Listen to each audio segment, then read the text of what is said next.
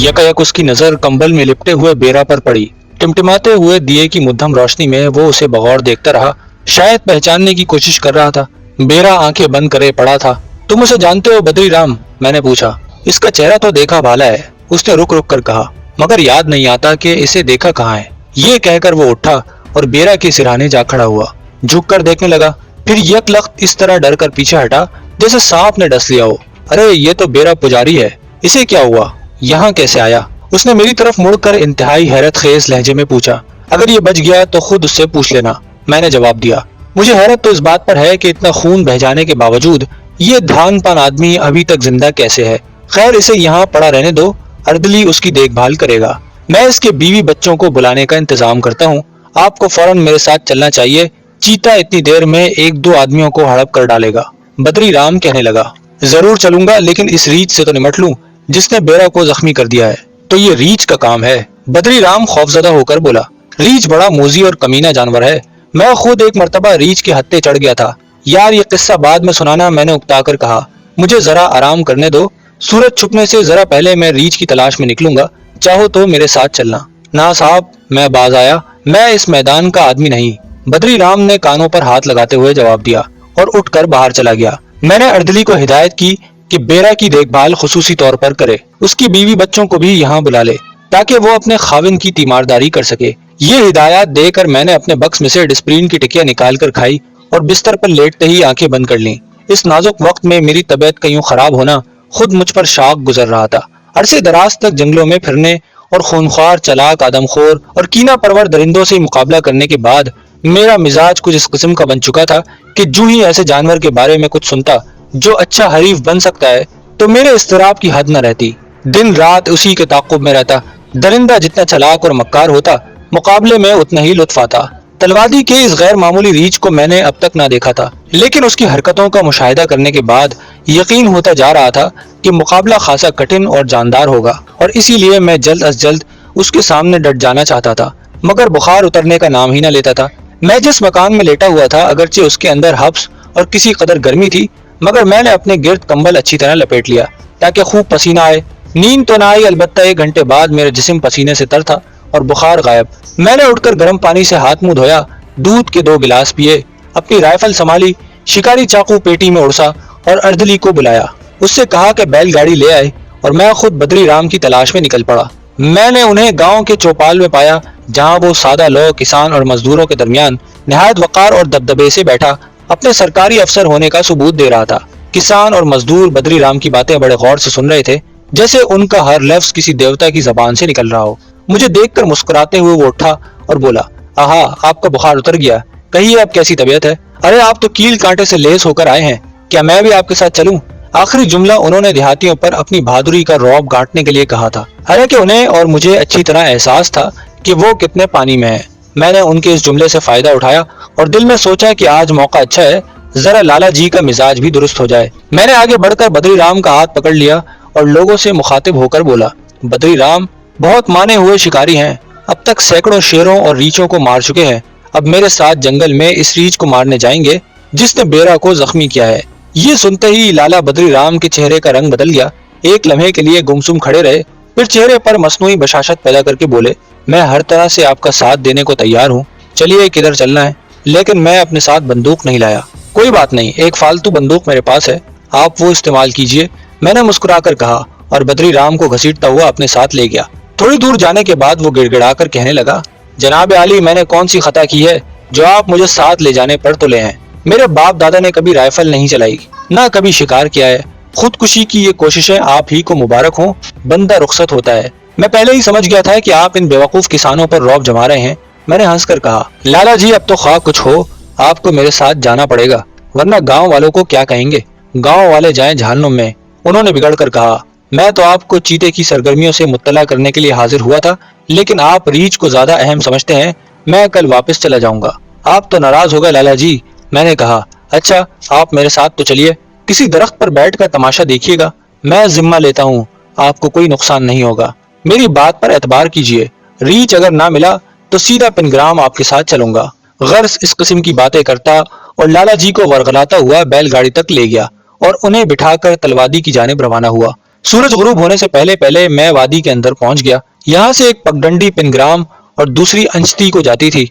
लाला जी तमाम रास्ते खामोश रहे, गालिबन रीछ के तस्वुर से दिल ही दिल में डर रहे थे। मुझे रीछ के ठिकाने का किसी हद तक अंदाजा हो गया था। वो यकीनन इस हिस्से में रहता था जहाँ शहतूत के दरख्त कसरत से थे। यकायक बैल रुक गया और गर्दनें हिला हिलाकर मुंह से खूं खूं की आवाजें निकालने लगा। मैंने फौरन राइफल संभाली और लाला जी को एक दरख्त पर पनाह लेने का इशारा किया। बैलों का यूं रुकना खतरे की अलामत था। मैं गाड़ी से उतरा और गाड़ी का रुख बदलकर उसे दूसरी सिमत में खड़ा कर दिया। शाम के 5:30 बज रहे थे और सूरज पहाड़ियों के अकब में छुप रहा था। मुझे खदशा था कि यहाँ रीछ के बजाय कोई दरिंदा छुपा हुआ है। मुमकिन है वो चीता ही हो। एक दरख्त के नीचे रुककर मैंने इधर उधर गौर से देखा। कोई खास बात महसूस न हुई। अपना शुबा दूर करने की गर्ज से मैं फिर गाड़ी की तरफ बढ़ा और बैलों को हाँक कर पहली जगह पर ले आया। लेकिन कोशिश के बावजूद बैलों ने कदम बढ़ाने से इनकार कर दिया। अब मुझे पूरा यकीन हो गया। एक दरख्त पर अचानक निगाह पड़ी तो 3 बंदर दिखाई दिए जो बुरी तरह सहमे हुए और बिल्कुल बेहिसो हरकत बैठे थे। बंदरों का यूं दहशतजदा होकर बैठना खाली वो जिल्लत न था। साबका तजर्बे और मुशाहिदे ने फौरन मेरे कान में कहा कि ये चीता है जिसने बंदरों को खौफजदा कर रखा है। बंदर जानते हैं कि चीता आसानी से दरख्त पर चढ़ सकता है और उन्हें पकड़ सकता है, और उनके खामोश बैठने और जुम्बिश न करने की यही वजह थी कि चीते की जगह अगर शेर होता तो बंदर चीखते और चिल्लाते, शोखियां करते, क्योंकि उन्हें मालूम था कि शेर दरख्त पर नहीं चढ़ सकता। मैंने बंदरों की नजर का ताकुब किया कि बंदर टिकटिकी बांधे किस तरफ देख रहे हैं। इसका मतलब यह है कि मक्कार दरिंदा नाले में छुपा हुआ है। लाला बद्री राम जिस दरख्त पर चढ़े हुए थे वो नाले के बिल्कुल करीब था। अब अगर मैं लाला जी से कहता कि जरा नजर दौड़ाकर चीते का सुराग लगाइए तो जाहिर है कि उनकी रूह फड़फड़ाकर जिस्म की कैद से आजाद हो जाती। कुछ अजब नहीं कि वो बेहोश होकर नीचे गिर पड़ते। चुनाचे मैं उन्हें बताए बगैर कि चीता नाले में छुपा हुआ है एक लंबा चक्कर काट कर नाले के दाएं किनारे पर पहुंचा। लाला जी गालिबन मेरी इस नकलो हरकत का बगौर जायजा ले रहे थे। अचानक उन्होंने बैठे बैठे नारा लगाया, रीछ रीछ। मैं हवास बाख्ता होकर पीछे पलटा। क्या देखता हूँ कि एक भारी भरकम रीछ दरख्तों की झुंड से उछलता और गुर्राता हुआ बरामद हुआ। मुझ में और उसके दरमियान का फासला चंद फुट से ज्यादा न था और मुझे संभलने का मौका भी न मिला। वो दांत कटकटाता हुआ मुझ पर हमला आवर हो गया। फायर करने की मोहलत ही न थी। मैं जल्दी से पीछे हट गया, वरना उसका पंजा मेरी गर्दन का गोश्त नोच कर ले जाता। लाला जी फिर चिल्लाए, गोली चलाइए। मुझे खूब मालूम था कि चीता नाले में मौजूद है और गालिबन वो रीछ के खौफ से ही वहां छुपा हुआ है। मैं नाले में कूदता हूँ तो चीता हरगिज मुझे जिंदा न छोड़ेगा। रीछ मेरी तरफ लपका और मुझे अपने बाजुओं में जकड़ने की कोशिश की। मैंने राइफल उसके सर पर दे मारी, मगर उस बला पर क्या असर होता। अब मैं नाले के बिल्कुल किनारे पर पैर जमाए खड़ा था। जरा पीछे हटता तो धड़ाम से नीचे जा गिरता। मौत के भयानक कहकहे मेरे कानों में गूंजने लगे। लाला बद्री राम के चीखने चिल्लाने की आवाज जैसे मीलों दूर से आ रही थी। एक सानिये के लिए मैंने गर्दन को जरा खम किया और नाले में देखा। चीते की झलक दिखाई दी। वो मुंह दूसरी तरफ किए दबे पांव नाले की परली तरफ दुबका बैठा था। रीछ की दहशत उस पर भी असरअंदाज हो रही थी। अब मैं फुर्ती से नाले में कूद गया और चीते पर फायर किया। एक हौलनाक गरज के साथ चीता उछला। गोली उसकी गर्दन को मसकरती हुई अंदरूनी मट्टी में खुप गई। मैं दूसरा फायर करने ही वाला था कि चीता जस्त करके नाले से निकला और रीछ से टकरा गया। रीछ कलाबाजी खाकर गिरा, मगर फौरन ही उसने पूरी कुव्वत से चीते को पंजा रसीद किया। चीता फिर लड़खड़ाता हुआ नाले में आन गिरा। अब वो खून में लथपथ था। उसका जबड़ा हैबतनाक अंदाज में खुला हुआ था। उसकी लर्ज़ाखेज चीखों से जंगल की पूरी फजा गूंज रही थी। चीते का बस चलता तो आनन फानन मुझे चीड़ फाड़ कर बराबर कर देता। मैं इतनी देर में नाले के दूसरे किनारे पर पहुंच चुका था। दूसरा फायर मैंने रीछ पर किया। गोली उसके सीने में लगी, लेकिन किस बला की कुव्वत उसमें पोशीदा थी कि उस पर कोई असर ही ना हुआ। जारहाना अंदाज में गरजता हुआ मेरी तरफ लपका। राइफल एक तरफ फेंक कर मैंने 8 इंच लंबे फल का एक चाकू निकाल लिया। शिकारी चाकू निकाल कर घुटनों के बल झुक गया और रीछ का इंतजार करने लगा। चीते की धाड़ और मुसलसल गरज से रीछ की तवज्जो नाले की तरफ लगी हुई थी और यही मौका था कि मैंने चाकू रीछ की बाएं पसली में पूरी कुव्वत से घोंप दिया। गरम गरम खून का एक फवारा सा उबला और मेरे चेहरे और कपड़ों पर आन गिरा। रीछ तेवरा कर गिरा और अपना सारा बोझ मुझ पर डाल दिया। मुझे यूं महसूस हुआ जैसे मैं बेपनाह तारीकी के अंदर गोता खा रहा हूँ। होश आया तो चारों तरफ अंधेरा ही अंधेरा था। नाकाबिले बर्दाश्त बदबू से मेरा दिमाग फटा जाता था। मैंने हाथ हिलाने की कोशिश की तो सियाह खुरदुरे बालों का गुच्छा मेरे हाथ में आया। अब मुझे मालूम हुआ कि मैं मरे हुए रीछ के करीब पड़ा था। उसके वजनी धड़ और गर्दन ने मुझे दबा रखा था। फिर मुझे लाला बद्री राम का ख्याल आया। मैंने उन्हें पुकारना चाहा तो पहले हलक से आवाज न निकली, फिर तकलीफ के बायस हल्की सी चीख निकल गई। उसी वक्त मुझे एहसास हुआ कि कुछ फासले पर ऐसी आवाज आई जैसे कोई जानवर दरख्त पर चढ़ने की कोशिश कर रहा है। जहन में फौरन जख्मी चीते का ख्याल आया और मुझ में मुदाफियाना कुव्वत असर नौ पैदा हो गई। ریچھ کی لاش دھکیل کر میں بڑی مشکل سے اٹھا اور پھولا ہوا سانس روکنا چاہا، کیونکہ میں رات کی تاریکی میں چیتے کے لیے تر لقمہ بننا پسند نہیں کرتا تھا۔ ٹٹول ٹٹول کر رائفل تلاش کی، پھر ریچھ کی پسلی میں گھبا ہوا چاقو نکالا اور پیٹ کے بل چلتا ہوا اسی نالے کی طرف چلا۔ چیتے سے محفوظ رہنے کی وہی بہترین جگہ تھی۔ ابھی چند قدم ہی آگے بڑھا تھا کہ ایک بار پھر کھڑبڑ کی آواز آئی اور میں وہیں ساکت ہو گیا اور غور سے اس طرف دیکھنے لگا۔ ایک اونچے درخت کی شاخوں میں چھپا ہوا سفید سا جانور نظر آیا۔ میں سوچنے لگا کہ یہ چیتا تو نہیں ہو سکتا، کوئی اور ہی جانور ہے، ممکن ہے کوئی الو یا بندر ہو، مگر اس کا رنگ سفید تو نہیں ہو سکتا۔ میں نے آہستہ سے رائفل سیدھی کی اور نشانہ لے کر فائر کرنے ہی والا تھا کہ دفعتاً ایک اور خیال بجلی کی مانند میرے دماغ میں آیا۔ میں نے فوراً لبلبی سے انگلی ہٹا لی۔ مجھے یاد آیا کہ یہی وہ درخت ہے جس پر میں نے لالا بدری رام کو چڑھنے کی ہدایت کی تھی۔ بدری رام جی، میں نے آواز دی۔ ہاں جناب، فوراً جواب آیا، اور میں تکلیف کے باوجود اپنی ہنسی نہ روک سکا۔ بیچارہ اسی وقت سے درخت پر ٹنگا ہوا ہے۔ نیچے آ جائیے لالا جی، خطرہ ٹل گیا ہے۔ تھوڑی دیر بعد لالا جی میرے پاس کھڑے مجھے سہارا دے کر اٹھانے کی کوشش کر رہے تھے۔ پھر انہوں نے جیب سے دیا سلائی کی ڈبیا نکال کر تیلی جلائی اور میں نے انہوں نے مجھے غور سے دیکھا۔ لالا جی کا چہرہ خوف سے سکڑ گیا تھا اور وہ برسوں کی بیمار نظر آتے تھے، لیکن میرے زخم دیکھ کر انہیں کچھ کہنے کی ہمت نہ ہوئی، صرف اتنا کہا، جناب آج ہم دونوں کے مرنے میں کوئی کسر باقی نہ تھی، آئیے اب واپس چلیں، خدا جانے بیل گاڑی کدھر گئی۔ میں نے دیکھا تھا کہ چیتے کی آواز سن کر دونوں بیل ایک طرف بھاگ نکلے، اب نہ جانے کہاں بھٹک رہے ہوں گے۔ بیل گاؤں کا راستہ پہچانتے ہیں، وہ سیدھے وہیں گئے ہوں گے، میں نے جواب دیا، اور ہم دونوں دیا سلائی کی تیلیوں کا سہارا لیتے چھپتے چھپاتے بستی کی طرف لوٹ آئے۔ چیتا زخمی ہو چکا تھا اور ہمارا یوں جنگل میں آدھی رات کو پھرنا سخت حماقت تھی۔ وہ کسی بھی لمحے ہم پر حملہ کر سکتا تھا، لیکن خدا نے ہمیں بچایا اور ہم دونوں صحیح سلامت گاؤں کے اندر پہنچ گئے۔ لالا بدری رام جاتے ہی اپنی کھاٹ پر پڑ کر بے خبر سو گئے، لیکن زخموں کی ٹیس نے مجھے سونے نہ دیا، جانے کہاں کہاں چوٹ لگی تھی۔ اردلی نے بیرا کے بارے میں بتایا کہ وہ آرام سے ہے اور سو رہا ہے، اس کی بیوی اور بچوں کو بلانے کے لیے آدمی صبح بھیجا جائے گا۔ لالا بدری رام تو صبح سویرے پنگرام کی طرف سدھار گئے، کیونکہ ان کی نوکری کا سوال تھا اور وہ ایک لمحہ بھی میرے پاس ٹھہرنے کے لیے تیار نہ تھے۔ بیرا کی حالت اس قابل نہ تھی کہ وہ میرا ساتھ دے سکتا۔ اب میں تنہ تنہا رہ گیا، لیکن چیتے کو تلاش کرنا ضروری تھا، کیونکہ زخمی ہونے کے بعد اس کا آدم خور بن جانا ایک فطری سا عمل تھا۔ سارا دن جنگل میں گھومتا رہا، لیکن اس کا کہیں پتہ نہ چلا۔ رات کے آخری حصے میں بھی جان پر کھیل کر اس کی کھوج میں نکلا، لیکن بے سود۔ اب میں کسی بری خبر کے انتظار میں تھا، اور یہ خبر تیسرے روز رات کے 8 بجے مجھ تک پہنچ گئی۔ بتایا گیا کہ پنگرام سے 3 میل ادھر ایک چرواہا مویشی لے کر جنگل سے گزر رہا تھا کہ کسی درندے نے حملہ کیا اور اسے اٹھا کر لے گیا۔ مویشی بھاگتے دوڑتے بستی کے اندر پہنچ گئے، لیکن چرواہا نہ آیا۔ یہ ایک حیران کن بات تھی۔ چنانچہ 10-15 آدمی جمع ہو کر جنگل میں گئے اور تلاش بسیار کے بعد انہوں نے ادھڑی ہوئی اور کھائی ہوئی لاش کے اجزاء ایک گھنی جھاڑی کے اندر پڑے پائے۔ چرواہے کے خون آلود کپڑوں کی دھجیاں بھی ادھر ادھر بکھری ہوئی تھی۔ جب یہ لوگ روتے پیٹتے واپس آ رہے تھے تو انہوں نے چیتے کے غرانے کی آوازیں سنی۔ اگرچہ ان لوگوں کے پاس کلہاڑیاں اور گنڈاسے موجود تھے، تاہم چیتے کا سامنا کرنے کی ہمت کسی کی نہ تھی۔ ایک شخص نے جو جنگل میں گیا تھا مجھے بتایا، میں نے چیتے کو اپنی آنکھوں سے دیکھا۔ وہ چرواہے کی لاش سے کچھ فاصلے پر لمبی گھاس کے اندر چھپا ہوا تھا۔ اس نے ہم لوگوں کو دیکھ کر بھاگنے کی کوشش نہ کی، بلکہ غضبناک ہو کر غرانے لگا۔ اگر ہم 10-12 آدمی نہ ہوتے تو وہ یقیناً ہم پر حملہ کر دیتا۔ پھر وہ اسی گھاس میں بے پرواہی سے چلتا ہوا نہ جانے کہاں غائب ہو گیا۔ کیا تم مجھے وہ جگہ دکھا سکتے ہو؟ جی ہاں جناب۔ تو چلو میرے ساتھ۔ میں نے جلدی جلدی رائفل، ٹارچ اور تمباکو کی تھیلی اور چائے کا تھرمس سنبھالا اور اس مزدور کو لے کر روانہ ہوا۔ میں نے محسوس کیا کہ بیچارہ میرے ساتھ جانے کی حامی تو بھر چکا ہے، مگر خوفزدہ سا ہے۔ میں نے اس سے کہا کہ وہ چند اور آدمی بھی چلنے کے لیے کہے تاکہ ہم آسانی سے چیتے کی تلاش کر سکیں۔ قصہ مختصر، 5 آدمیوں کا مختصر سا گروہ جنگل کو روانہ ہوا۔ رات تاریک اور گرم تھی۔ چمگادڑوں کے چیخنے اور الوؤں کے مسلسل بولنے کی آوازیں سنائی دے رہی تھیں۔ کبھی کبھی کسی مور کے جھنگارنے کی آواز بھی سنائی دیتی۔ جھاڑیوں کے اندر دبکا ہوا کوئی چرخ یا گیدڑ ہمارے قدموں کی آہٹ پا کر بھاگتا تو ہم سب ڈر کر رک جاتے۔ کئی میل کا فاصلہ طے کر کے جب ہم اس مقام پر پہنچے جہاں چرواہے کی لاش کے ٹکڑے پڑے تھے تو میں نے ٹارچ روشن کی اور ارد گرد کی زمین کا معائنہ کیا۔ چیتے کے زخموں کے مدھم نشان نظر آئے۔ دراصل یہ نشان آدمیوں کے قدموں کی وجہ سے مٹ چکے تھے۔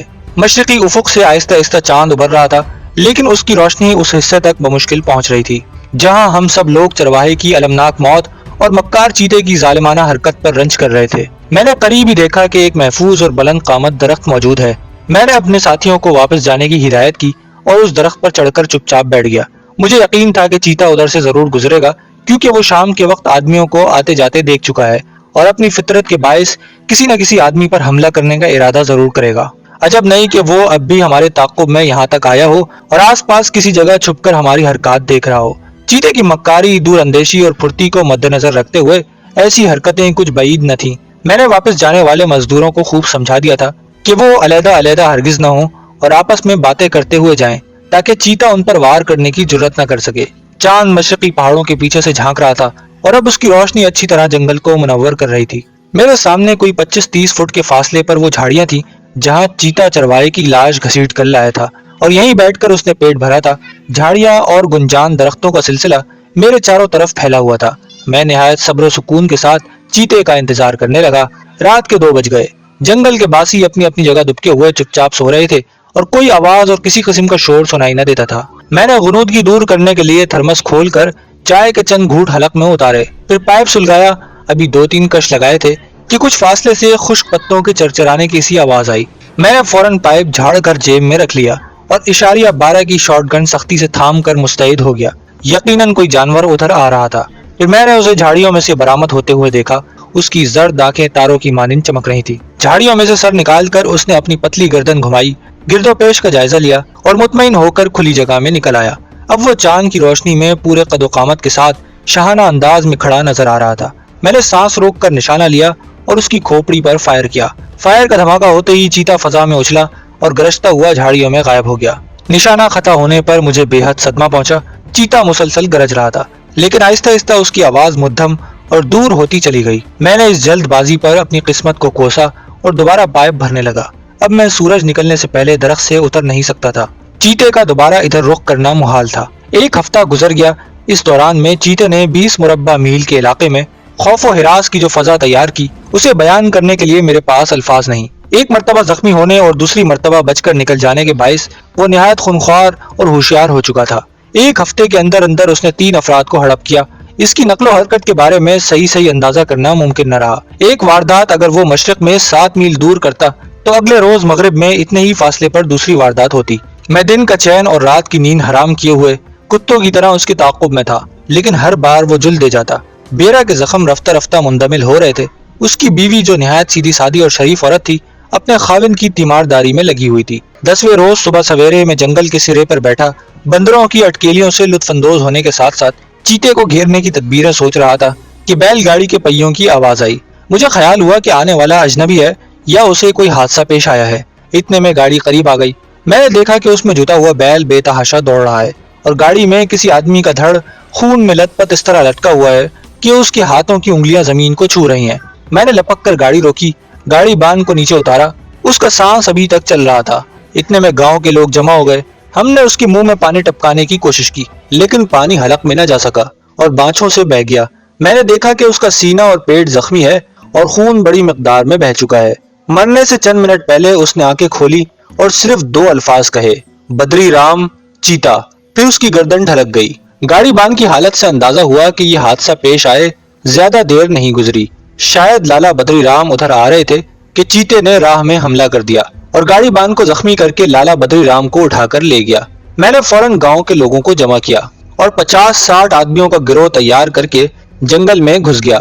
بیل گاڑی کے نشانات دیکھتے دیکھتے آخر ہم پگڈنڈی کے اس حصے پر جا نکلے جہاں چیتے نے حملہ کیا اور بیل پگڈنڈی چھوڑ کر جنگل میں جا گھسے تھے۔ یہاں خون کے دھبے بھی دکھائی دیے۔ میں سوچ رہا تھا کہ اتنی دیر میں چیتا بدری رام کی لاش گھسیٹ کر دور لے گیا ہوگا لیکن چند قدم جانے کے بعد اندازہ ہوا کہ چیتے نے زیادہ دور جانے کی زحمت گوارا نہیں کی اور بدری رام کو ہلاک کر کے وہیں کھانا شروع کر دیا تھا، کیونکہ لاش ایک جھاڑی کے باہر اس حالت میں پڑی تھی کہ اس کی ایک ٹانگ غائب تھی اور چیتے نے پشت پر سے بھی تھوڑا سا گوشت کھایا تھا۔ چنانچہ میں نے لاش کو وہیں پڑا رہنے دیا اور لوگوں سے کہا کہ وہ واپس گاؤں چلے جائیں۔ چیتا لاش یہیں چھوڑ گیا ہے اور وہ کسی بھی وقت دوبارہ ادھر آئے گا۔ میں اس کا مقابلہ کرنے کے لیے موجود ہوں۔ گاؤں والے واپس جا ہی رہے تھے کہ میرے دیکھتے ہی دیکھتے چیتا ایک طرف سے برآمد ہوا۔ اتنے آدمیوں کو دیکھ کر وہ رکا لیکن بے پرواہی سے چلتا ہوا لاش کے قریب جا پہنچا، اسے منہ میں دبایا اور گھسیٹ کر جھاڑیوں کے اندر جانے لگا۔ لوگ اس چیتے کو دیکھ کر اس قدر ہراساں اور بدحواس ہوئے کہ چیختے چلاتے بھاگ اٹھے۔ میں خود چیتے کی دیدہ دلیری اور بے خوفی پر حیران تھا۔ اگر ایک لمحہ اور غافل ہوتا تو میری نظروں کے عین سامنے سے چیتا فاتحانہ انداز میں لاش لے جانے میں کامیاب ہو جاتا۔ میں نے یکایک جیسے خواب غفلت سے چونک کر 2 نالی بندوق سیدھی کی اور بیک وقت 2 فائر کیے۔ دونوں گولیاں چیتے کا بھیجا پھاڑتی ہوئی نکل گئیں اور اس طرح تلوادی کا وہ آدم خور چیتا اپنے انجام کو پہنچا جس کا قد کھوپڑی سے لے کر دم تک 9 فٹ 8.5 انچ تھا، اور میری شکاری زندگی میں یہ پہلا اتفاق تھا کہ اتنا زبردست چیتا میرے ہاتھوں مارا گیا۔